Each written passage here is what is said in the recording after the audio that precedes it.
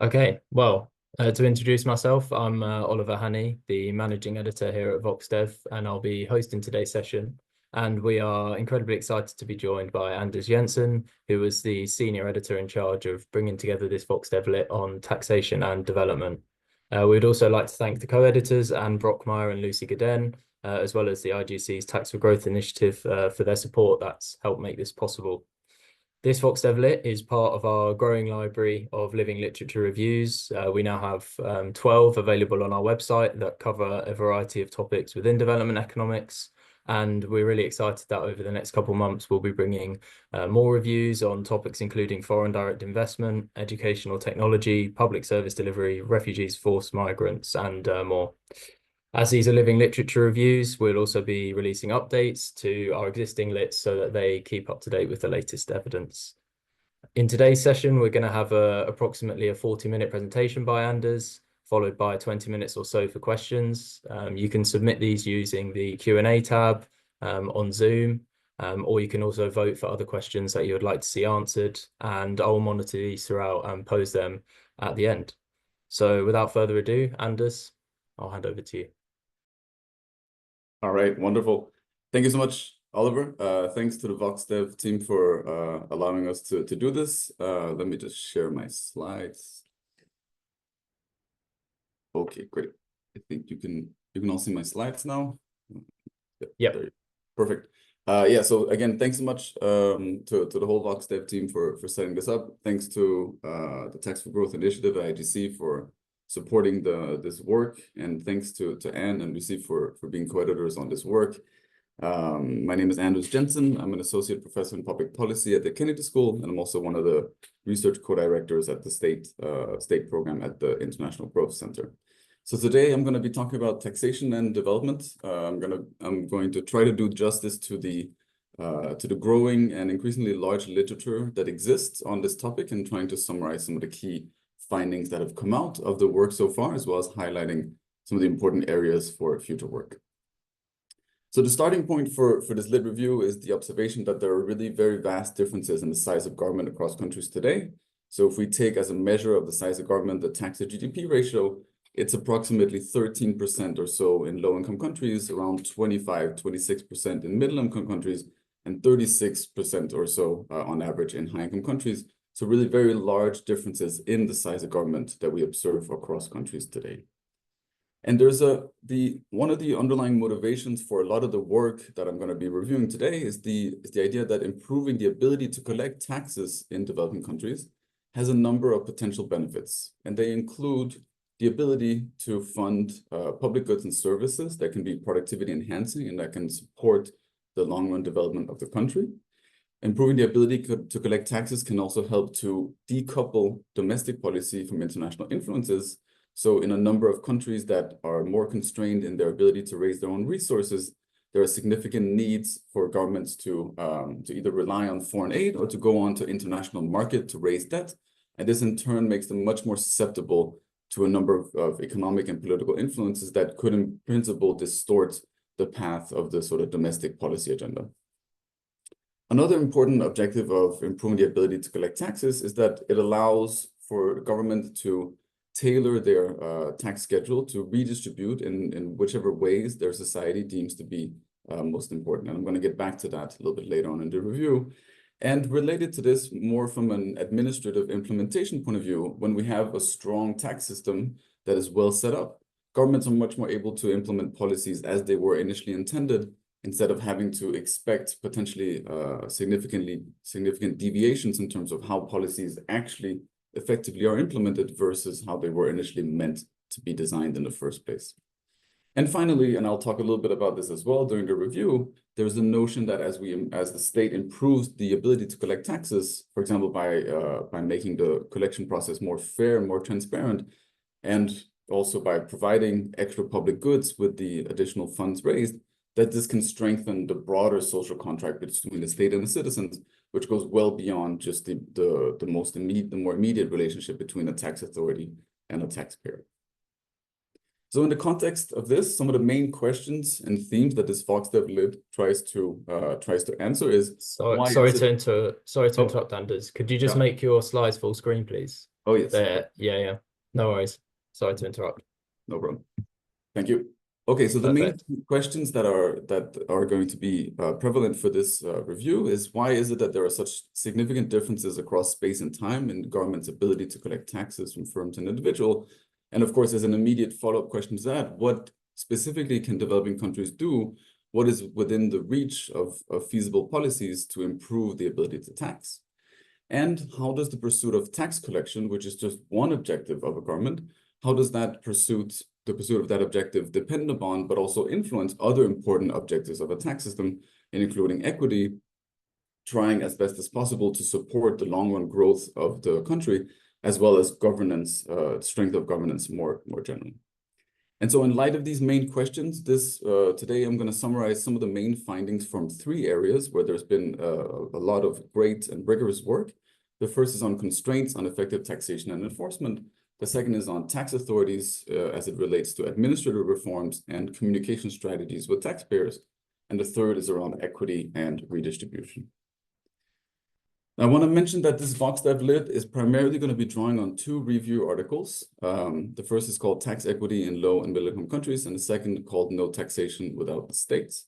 But in addition to these review articles, there's a number of other review articles that this paper has in part drawn upon, and that just more generally speaking are excellent reviews that are related to the topic. And I've referenced a number of these here in the middle.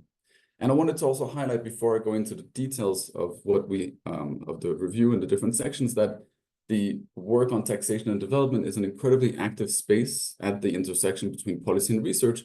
And there's a number of great initiatives that attest to this, including the Tax for Growth initiative by IGC, the work done by the ICTD, EU Tax, the TaxDev, UNU Wider, as well as the important work that both the World Bank and the IMF are doing in this space as well. So there's really a lot of active people that are working at this intersection, and there's a number of excellent reviews that are related to this lit review that are also worth having a look at. Okay, so for the rest of today, I'm going to talk about some of the main findings within the 3 themes, and then I'm going to finish with some conclusions. All right, let me jump into the first theme, which is constraints on effective taxation and enforcement. So I mentioned at the very beginning of the talk that there's a large differences in the size of government across countries today. And one of the important drivers or determinants of having a large size of government is to have a strong enforcement environment.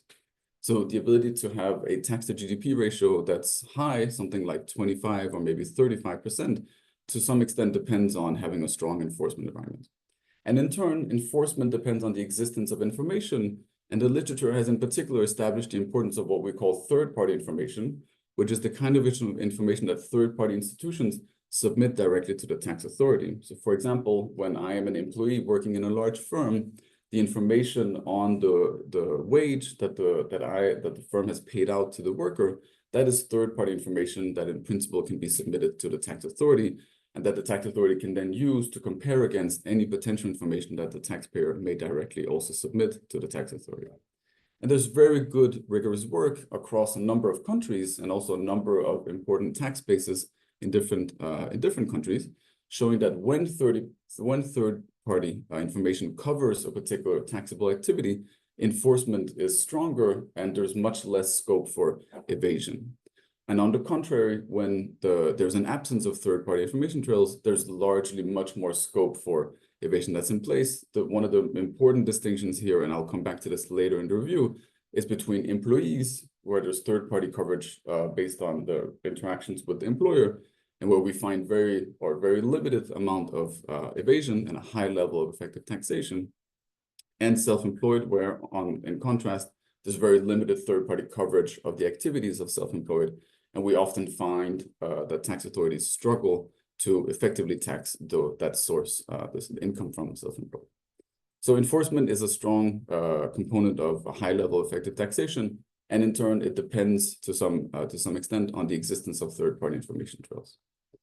Now, while it is fair to say that in general, strengthened enforcement system is related to the existence of third-party coverage, it's also worth highlighting that there's rigorous evidence showing that there are some challenges and there are some limitations to third-party coverage. The information trail can break down at the final consumer stage, where consumers don't have a particularly strong incentive to generate that information and submit it to the tax authority on the retailer's work. But there's some recent findings by Joanna Naritobi showing that the governments can, in principle, incentivize consumers to act as auditors and sort of recreate this this coverage of information of retailers. A second important limitation of third-party coverage is that within a firm or at the level of a firm, taxpayers can, in principle, or possibly adjust towards margins of activity that are not covered by third-party information. And so as the tax authority invests in the ability to increase enforcement based on third-party coverage, firms can, in principle, and may have the scope to adjust some of their misreporting towards non-covered margins of activity. And finally, there's recent work which sort of questions a little bit the basic assumption of third-party coverage, which is that the tax authority has the capacity to do the cross-checking across information sources. And more fundamentally, that there are beliefs about these, that the taxpayers have beliefs about these checks in the first place. And the recent work by Almunia and co-authors in Uganda showing that the actual extent of cross-checking capacity may be a little bit more limited than we initially thought. And this raises the fundamental question of what exactly are firms and citizens' beliefs about the ability of the tax authority to do this cross-checking in the first place. Another important dimension that is related to third parties is the ability to withhold, which occurs when a third-party institution remits some or all of the tax due directly to the tax authority. And the existence of withholding and even the prevalence of withholding is something that we see quite frequently in developing countries. And there's great rigorous work from a number of countries showing that implementing withholding reforms can significantly increase the amounts of taxes collected. For example, in the context of expanding the withholding duties to a larger set of firms, or by increasing the withholding rate. And there is an interesting question as to why is it that the identity of who collects the taxes matters so much for the actual tax collection when there are no underlying changes to the statutory environment. And there's some of the work showing that there are multiple mechanisms that are at play, including enforcement perceptions, as well as what is called default remittance in the industry. Now, I've spoken about how the existence of third-party coverage at the level of a country can be important to enhance effective tax collection. And there's also work that shows, sort of in complement to this, how over the course of development, there are changes in this third-party coverage. And so what we often see in lower income countries, and this is highlighted in these graphs here, is that there's very limited third-party coverage in aggregate in the population. And what happens over time in the context of the personal income tax here is that the additional third-party income, in this case, proxied by the employee share of income at a particular level of the income distribution, as it grows in the aggregate across countries, we see that it occurs and it comes into the income distribution at very specific points. And so in particular, this graph here highlights how as there's more and more aggregate growth in third-party coverage, it occurs sort of gradually further and further down the income distribution, suggesting that the enforceable tax base for the personal income tax really very gradually expands over the course of development. And it highlights how a sort of potentially very structural factor that relates to the long-run development of the country ends up enhancing the effective tax collection of the country through these very particular patterns of how there are changes in the workforce and changes in the structure of firms that in turn just make it much more likely that the tax authority is able to collect a high level of taxes. And these particular patterns of how third-party income, proxied by the employee share of employment, how that changes across countries, also seems to have some resemblance to how we see long-run changes in the employment structure within countries over the long run. And these set of observations together suggest that part of the story of how we think about taxation or development is that there really are these underlying structural factors that aren't necessarily directly related to taxation, but which enable a higher level of effective collection of taxes, and the government can in turn choose to leverage those structural changes if it wants to. Now, the graphs that I just showed you highlight how there are significant differences in the extent of third-party coverage across countries. And this in turn relates to this has important implications for optimal tax policy design. on the surface, there's a number of policies that we see implemented in developing countries that are a priori at odds with some of the sort of theoretical policy prescriptions that we would think of. Most importantly, perhaps, the production efficiency result, which states that for two tax bases that raise the same amount of revenue, the government should always choose to implement that tax instrument which minimizes distortions on economic choices. And so this particular prescription, for example, would suggest that we should not observe something like a turnover tax or, for the most part, other indirect taxes like tariffs in place, but we do see them observed in a large number of countries, developing countries in particular. And this initial puzzle, however, is quickly resolved when we realize that the assumptions for these initial policy prescriptions are really at odds with the reality in most developing countries. So, for example, the production efficiency theorem was largely developed in the context of a model environment that assumed that there was perfect enforcement and no tax evasion. But of course, once we allow for the sort of practical reality of limited enforcement innovation in a lot of country context, the optimal design may instead be to implement what we call third best policies that deviate to some extent from production efficiency if it leads to greater revenue efficiency, if it leads to a stronger ability of the government to raise taxes from firms. And one particular application of this idea is the choice of implementing a turnover versus a corporate income tax. And there's recent work from Pakistan showing that the turnover tax is indeed less production efficient than a corporate income tax, but it's much more revenue efficient. And it may particularly be much more revenue efficient for smaller firms where the scope for misreporting on the corporate income tax base is otherwise very pronounced. And I want to highlight that beyond the choice of turnover versus corporate income tax, there's a lot of additional important work on how constrained enforcement has implications for the design of corporate taxation more generally in developing countries. And that this may also be the right time to sort of pause for a minute and highlight how, while there has been a lot of progress in the literature on taxation and development, there continues to be limited amount of work done on the real efficiency costs of taxation. And this is, of course, a crucial area for future work, given the natural links between taxation and long-run growth. And finally, in this third part, I want to highlight that there's a series of recent papers that have brought up the question of how a tax authority should balance between reforms that we can do to the statutory tax schedule, for example, changing the corporate income tax rate or changing the marginal income tax rate. How should we balance those kinds of reforms against direct investments in enforcement? There's some recent theoretical work by Keane and Slemrod that sort of sets up very nicely how we should think about the trade-offs of reforming in one dimension versus the other. And what this theory shows is that the trade-off is going to come down to a number of factors, including the institutional context and the exact nature of the efficiency cost of the reform. And this really highlights a strong need to build the evidence sort of from the bottom up, which is going to differ potentially quite significantly across settings. And there's recent work that sort of studies this particular question of how should we balance these different types of reforms in Indonesia and in Mexico. And the conclusions are slightly different, but that is theoretically very consistent nonetheless, because it just goes to highlight how there's really there's a variety of factors that goes into deciding exactly how we should balance these different kinds of reforms, which then, as I said, sort of highlights the need to just build the evidence very much on in a context-specific way, country by country, and tax instrument by tax instruments. Okay, let me move on to the second part of the review, which is about tax authorities.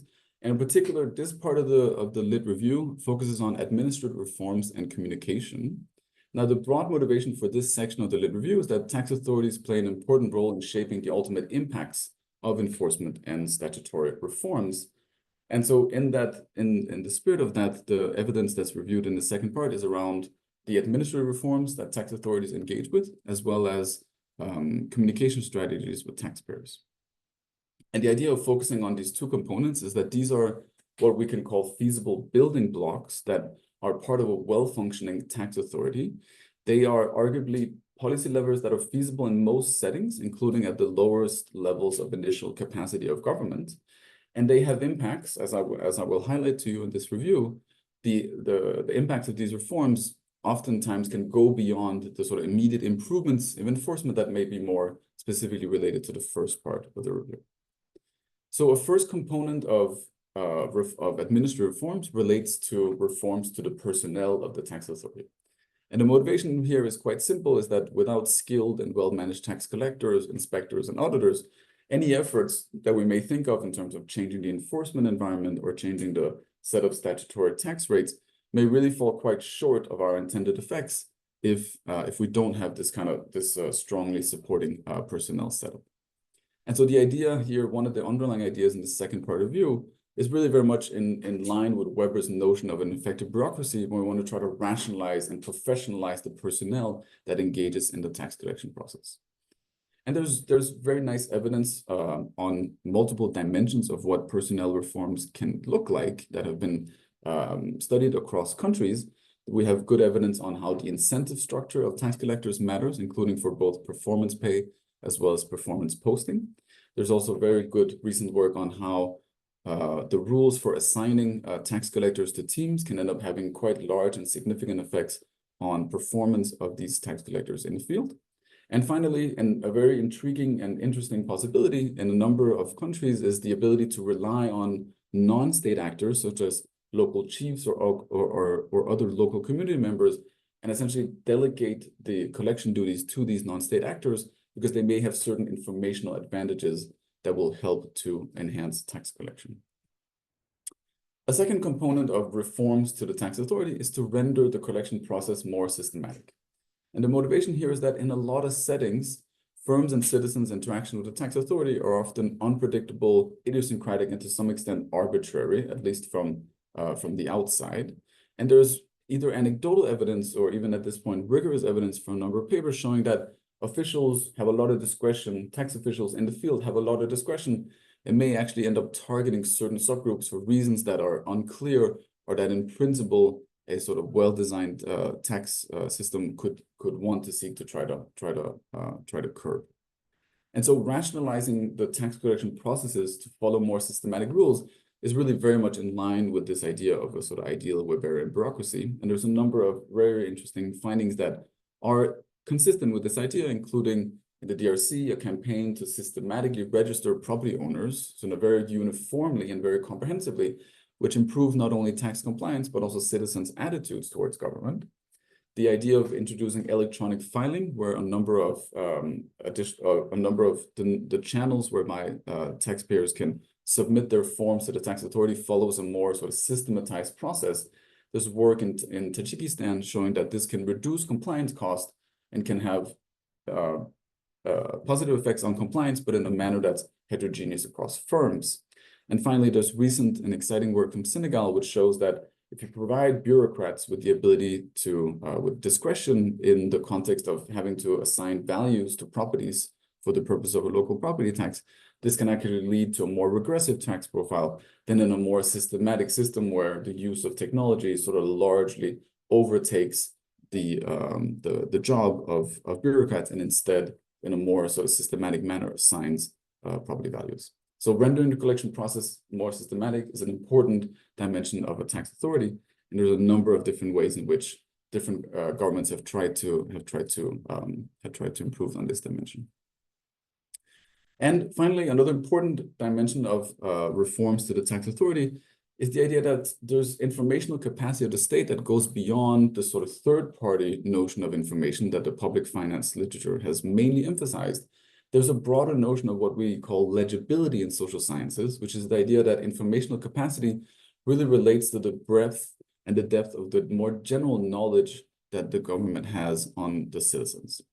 And so the question is, beyond sort of policies that specifically are related to third-party information trails, which I talked about in the first part of the review, what are other kinds of policies that the government can implement to render taxpayers more legible to the states?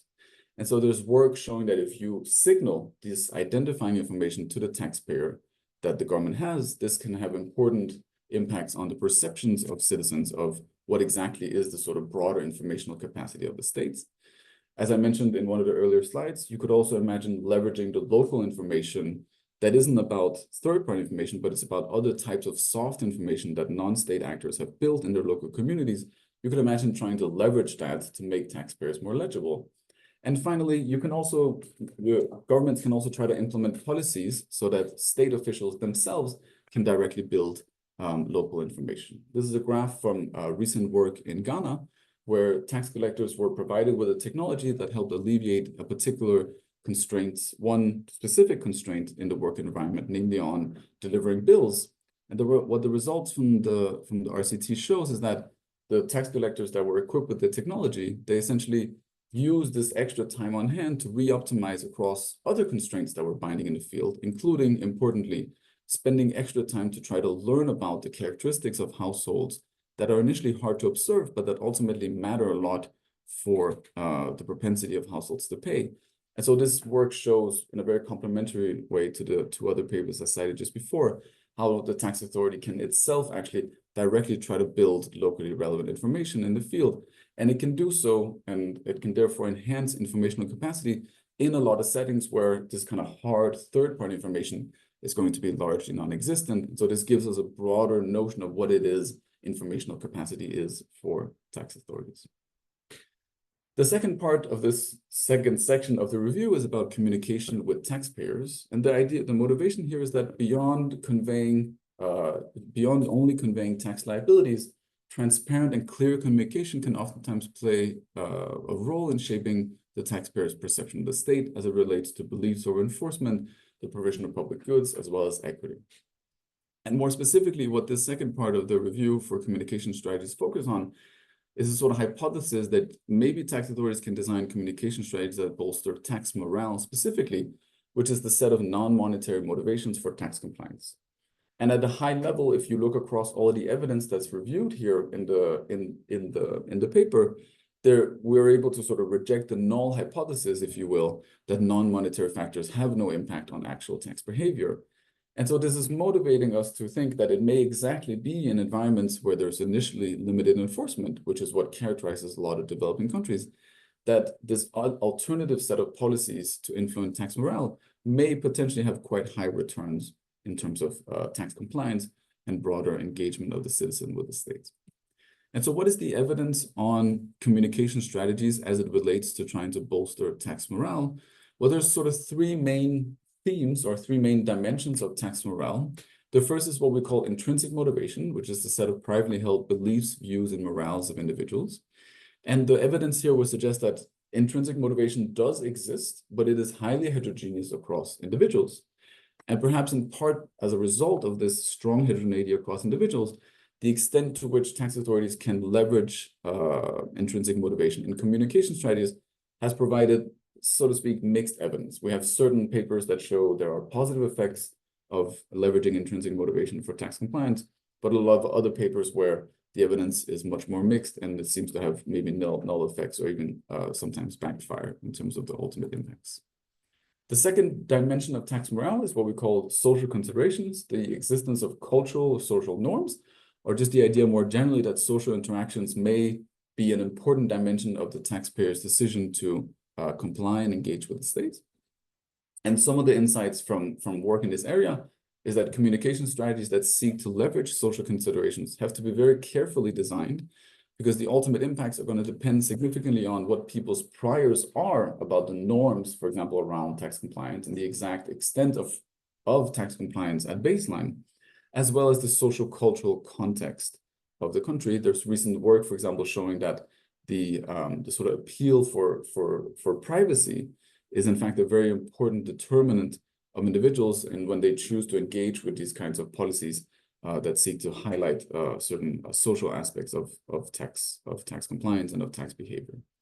And related to communication strategies is an interesting set of complementary policies around public reward and shaming. And these, of course, also sort of leverage this underlying idea that there are social considerations that matter for firms and citizens in their tax compliance decisions. And there's a very interesting set of quite large, in many cases, effects on tax collection of these kinds of policies that have been found in settings around the world. And finally, the third component of tax morale is the idea of reciprocity, the existence of a fiscal exchange where citizens make their tax payments in return for certain public goods. And in terms of communication strategies, there's mixed evidence of whether or not communicating how the government spends its money, for example, allocation of the budget across certain spending categories, it's a mixed bag in terms of whether or not that has a strong effect on tax compliance. But what there's more recent work showing is that maybe actual changes in the level and the quality of public goods provision can impact compliance, and that intuitively perhaps makes sense. And there's a very exciting set of recent papers that sort of go in the direction of suggesting that actual changes in the provision of public goods can impact compliance, but it's not a guaranteed policy, and it has to be, again, sort of very carefully designed in order to achieve its intended effects. Let me turn to the third part of the literature review, which is about equity and redistribution. So the motivation for this third section is I've sort of largely spoken about the ability to collect more taxes in governments, but of course the tax system serves additional roles, including potentially to redistribute. And so the question is, what role can or might taxation play in reducing income inequality in developing countries?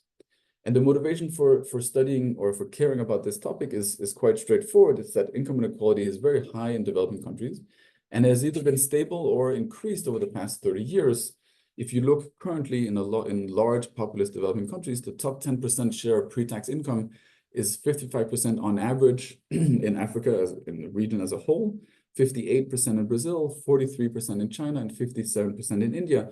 And these are the kinds of numbers that lie either around or are above the levels of the top 10% share of pre-tax income in the US. And of course, there are much larger levels of inequality than in Europe. So this really goes to sort of show that, if anything, the kinds of inequality that we're dealing with in developing countries might be on the sort of higher end of what we currently see in the US and Europe comparison. So just to set up this section of the lit review, there's sort of three main dimensions that are going to determine the equity of a tax system. The first is what we call the statutory incidence, which is how the taxes legally are imposed by the government, and who, on the basis of the actual literal tax code, should pay taxes directly. The second dimension that will impact equity is what we call de facto incidence, and this reflects the sort of reality of who is it that actually ends up paying taxes when we take into account the ability of evasion or avoidance. And the third dimension that will impact the equity of a tax system is what we call economic incidence. And this is the set of forces whereby taxes are going to influence market prices and net resources, and whereby we can have this occurrence where the effective tax burden, as it was initially defined under statutory incidence, may be shifted away from those initial statutory evidence. And at a sort of very high level, what kind of evidence do we have to date on these three dimensions of equity? Measuring statutory incidence is not that hard if we take enough time to sort of read in detail the tax codes of individual countries. Thinking about de facto incidence, I'm going to get to that in a second. You can think of good proxies for de facto incidence that can be captured in different data sources. But what is largely unstudied, yet enormously important for equity, is the third dimension of incidence, namely economic incidence, and I'll come back to that a little bit later in the review. So speaking of the de facto incidence, we can think of proxies that in the aggregate would maybe give us some indication of how it is de facto incidence varies across countries. So in this case, I'm showing you a graph of what we call informal consumption, which is the share of a household's budget that is derived from traditional stores. These are stores that are much smaller in scale than large modern stores, and where a number of studies in different contexts have shown that consumption in traditional stores essentially does not generate tax liability, for example, under the VAT. Okay, so the extent to which people shop informally varies tremendously across countries. But more importantly, from the point of view of equity, if there's any correlation within a country inside the income distribution between the extent of shopping in traditional stores and the income of a household, then we can immediately see how this is going to be a channel for redistribution through this sort of de facto incidence. And on the side of individual income, if we think of self-employment as a imperfect, but maybe as a good initial proxy for personal income, individual income that can be avoided, there's also large variation of this across countries. And if we think that there's a correlation between the likelihood of being self-employed and the level of income in an income distribution, this will again have significant implications for the equity of a tax system. speaking exactly of that point that I just mentioned, if you go back to the slides that I showed under the first section where I highlighted how where the employees are located on an income distribution varies tremendously across countries. There was another aspect to that graph that I didn't initially highlight, which was the location of the income tax exemption threshold. And what the evidence from that particular work shows is that over the course of development, there's a very gradual expansion of the income tax base through the lowering of the income tax exemption threshold into the income distribution. And what this results in is a size of an income tax base that's very narrow in the lowest income countries, and that very gradually expands over the course of development, for example, in the cross-section of countries, as I'm showing you on this graph. And so really what this work suggests is that there are quite significant limits on enforcement, which cause the income tax to be narrow in developing countries. And that, of course, has immediate impacts for the equity of a tax system, because if we oftentimes think of the personal income tax as the main source of sort of progressivity in the tax system, that tax instrument is just strongly constrained in a lot of developing countries to begin with.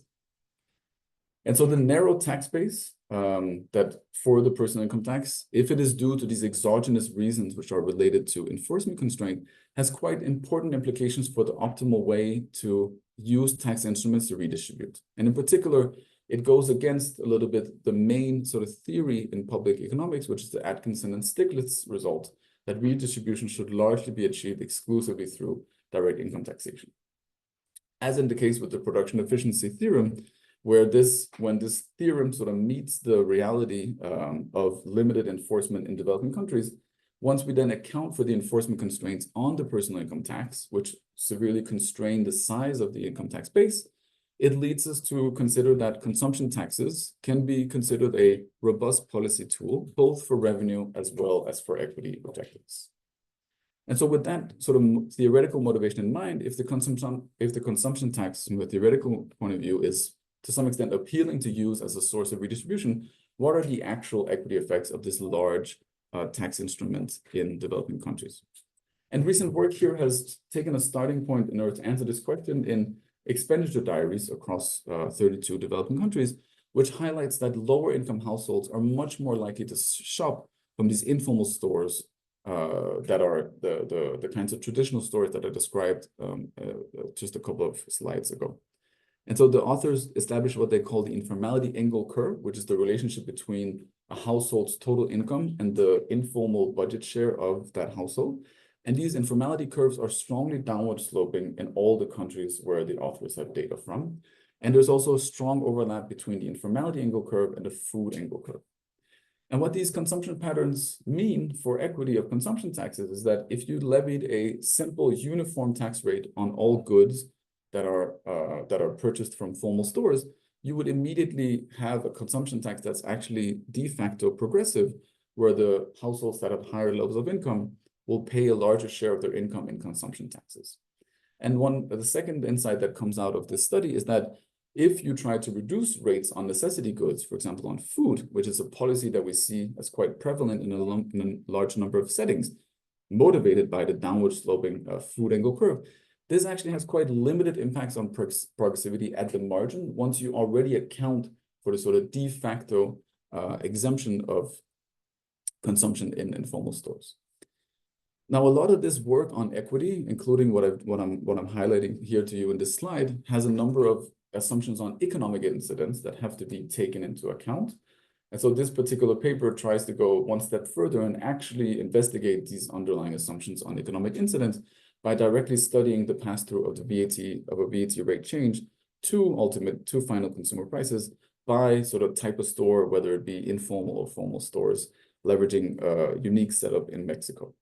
But the main point, or maybe the broader point here, is just to highlight that in order to study the equity of taxes, we really do need much more work on the economic incidence of those same tax instruments. Okay, the final part I want to mention before finishing is that in the context of an increasingly globalized economy, one important dimension of the equity of tax system is how we tax the most well-off. Okay? And there are at least two important challenges to tax the top of the income distribution. The first is that a lot of wealthy individuals derive a substantial portion of their income from businesses under their direct or indirect control.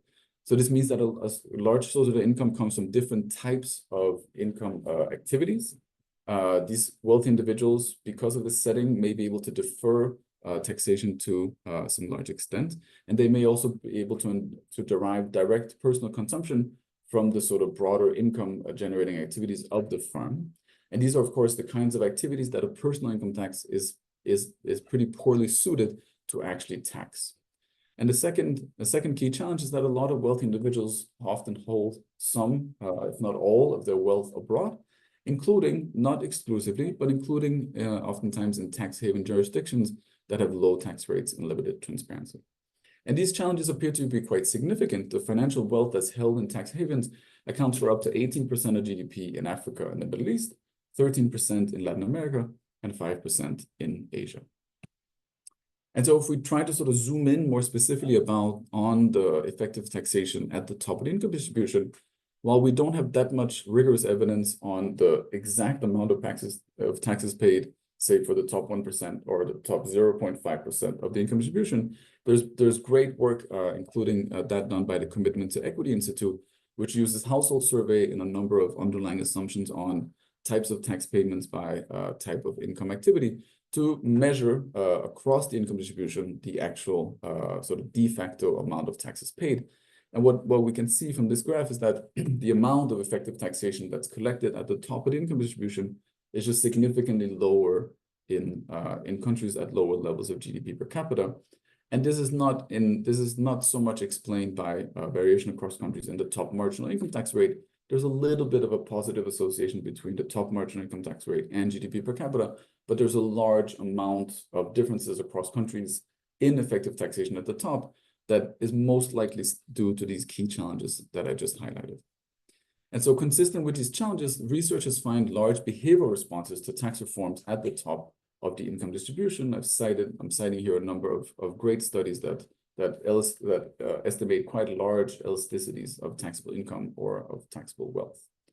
And the final point I want to make is that the magnitude of this elasticity at the same time reflects the challenges of taxing at the top, but it's not a sort of immutable characteristic or parameter that can't be changed. It's something that can be influenced through other reforms, including amnesties and voluntary disclosure programs, taxation of dividends that are distributed to shareholders and tax havens, and, for example, the underlying cross-border automatic information exchange that has been taking place for a number of years. And the final point in the context of strengthening taxation at the top is to essentially talk about another tax base, which is the corporate income tax. Given that a lot of these wealthy individuals, as I described, have a lot of the source of earning that are coming from the income generating activities and the retained earnings of firms, the corporate income tax in principle has a quite important role to serve as a sort of backstop on taxing the most well-off. But in this increasingly globalized world where countries are competing for the corporate income tax through lower corporate income tax rates, and because of the increased mobility of capital as well across borders, this kind of role as a backstop for equity purposes of corporate income tax is really also quite severely challenged at the moment. Okay, let me conclude. I want to highlight some of the questions that we know a little bit less about in these three areas that I've spent most of my time focusing on today.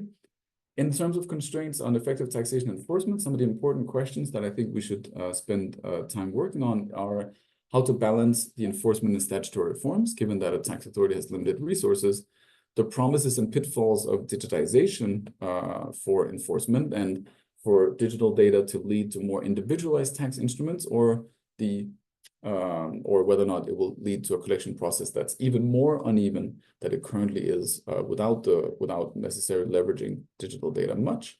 And as I mentioned in that first section, just a lot more emphasis is needed on studying the sort of real costs of commonly implemented tax instruments and understanding how these costs depend on the very, very sort of day-to-day administrative implementation of these taxes.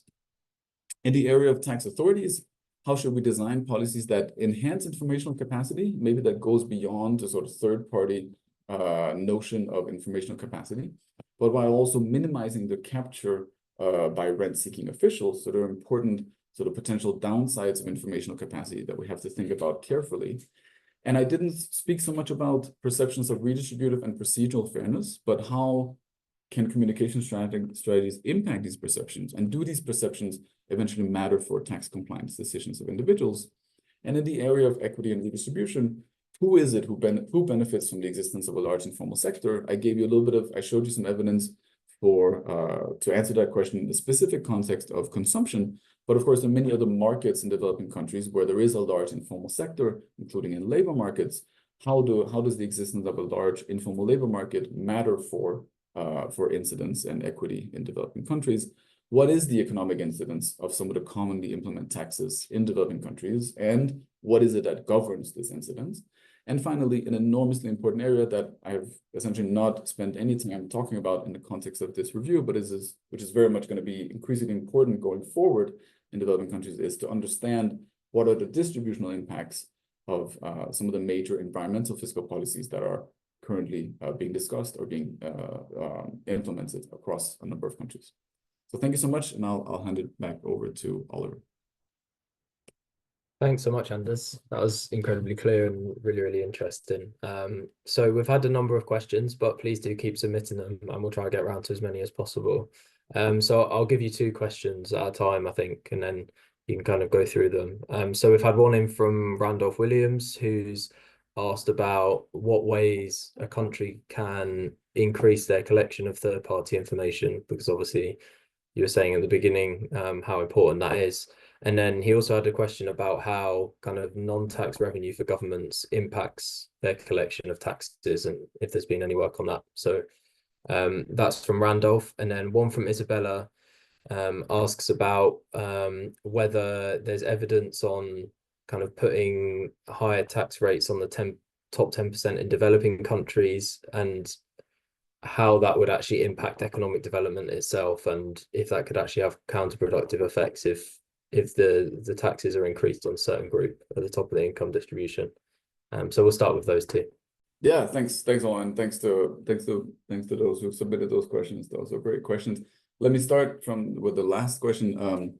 So I think it's very much in the spirit of what I highlighted at the end, which is that I think we spend a lot of time in the public finance development space trying to study the equity effects and the revenue collection effects of certain reforms. But of course, and that's certainly true in the case of sort of taxing the top of the income distribution, what are the real sort of efficiency costs of these reforms? That's a topic that we know less about. There's recent work in South Africa suggesting that there might be some real effects of taxing the top of the income distribution, but it's just a general topic that we need to spend a lot more time thinking about. And then going back to the first set of questions, it is true in the context of this specific review, there's not too much work that's reviewed or that's relates to the very important question of sort of non-tax sources of revenue and how that relates to taxation and development. At a deeper level, I think some of the ways in which non-tax revenue relates to tax capacity, to sort of engagement of citizens with the state, are part of the same kinds of sort of, for example, tax morale factors, or the idea of direct versus indirect taxation that some of the other studies that I have highlighted in this review do speak to. But it is just a general topic that there's a little bit less work on to understand how taxation, or how should we think of sources of non-tax revenue in countries that are rich, for example, in oil and other natural resources.